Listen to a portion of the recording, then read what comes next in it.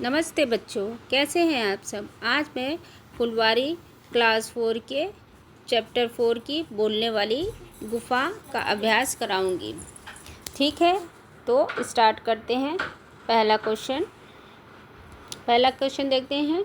हमें इन शब्दों का अर्थ बताना है। तो हम लोग चलते हैं। शब्दों का अर्थ, ये शब्द है, इधर अर्थ है। असमंजस,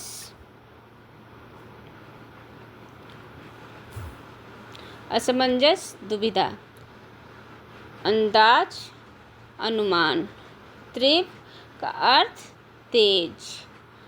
खूंखार का अर्थ क्या होगा बच्चों? हिंसक। अब चलते हैं समानार्थी शब्द की ओर।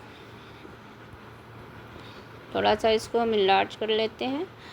अब चलते हैं समानार्थी शब्द के तरफ और देखते हैं।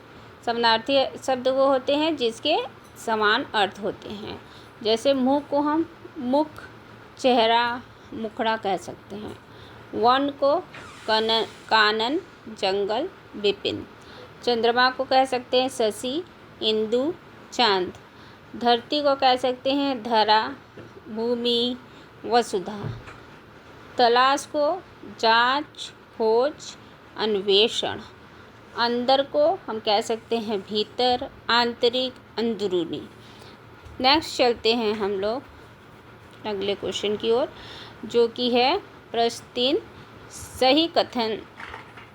सही कथन के सामने सही का तथा गलत कथन के सामने गलत का निशान लगाना है। इस कहानी में अगर आपने पढ़ा होगा, ये कहानी थोड़ा इलाज करते हैं तो आपने जाना होगा। लोमड़ी को आभास हो गया था कि उसकी गुफा में शेर बैठा है। ये सही जवाब है, तो यहाँ हम सही का निशान लगाएंगे। शेर शिकार की खोज में अपनी गुफा से बाहर निकला, ये भी सही है। गुफा में भालू के पंजों के जाने के निशान थे? नहीं, गुफा में शेर के जाने के पंजों के निशान थे। लोमड़ी की बातों को सुनकर शेर असमंजस में पड़ गया, ये बात कथन सही है। अब हम लोग आते हैं नेक्स्ट। कहानी का सारांश इस अपने शब्दों में लिखना है। मतलब जो आप लोगों ने कहानी पढ़ी है उसे अपने शब्दों में बनाकर लिखना है। जैसे कि अपने शब्दों में ऐसे लिख सकते हैं। एक जंगल में एक खूंखार शेर रहता था।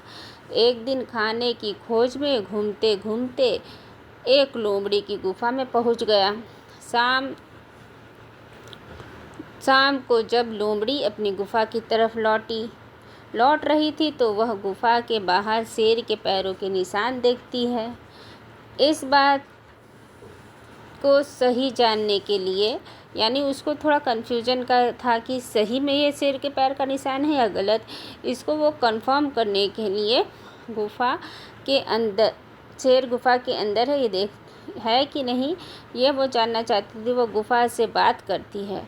शेर उसकी चाल को समझ नहीं पाता है और उसकी बातों में का जवाब देने लगता है। इस बात पर लोमड़ी वहाँ से भाग जाती है और शेर पछताता रह जाता है। ये हम लोगों ने कहानी का सारांश देखा कि कहानी में हम उसको संक्षिप्त रूप में कैसे बता सकते हैं। अब आते हैं हम लोग, ये देखिए लिखा है प्रश्न में, दिए गए चित्रों में जानवरों की पहचान करके उसके नाम लिखिए। पहले चित्र में देखिए शेर बना है, तो यहाँ पहले चित्र 1 में शेर लिख देंगे। दूसरे चित्र में लोमड़ी का चित्र दर्शाया गया है, जहाँ पे हम दूसरे चित्र 2 में लोमड़ी लिख सकते हैं। अब हम लोग नेक्स्ट क्वेश्चन 6 की तरफ आते हैं और इसको सॉल्व करते हैं। नीचे दिए गए शब्दों में सही शब्द को रेखांकित कर बॉक्स में लिखें।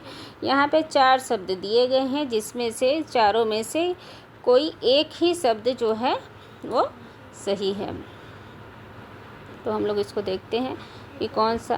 पहला शब्द है चिन्ह, तो ये पहला चिन्ह सही है, तो हम ये बॉक्स में चिन्ह लिख देंगे।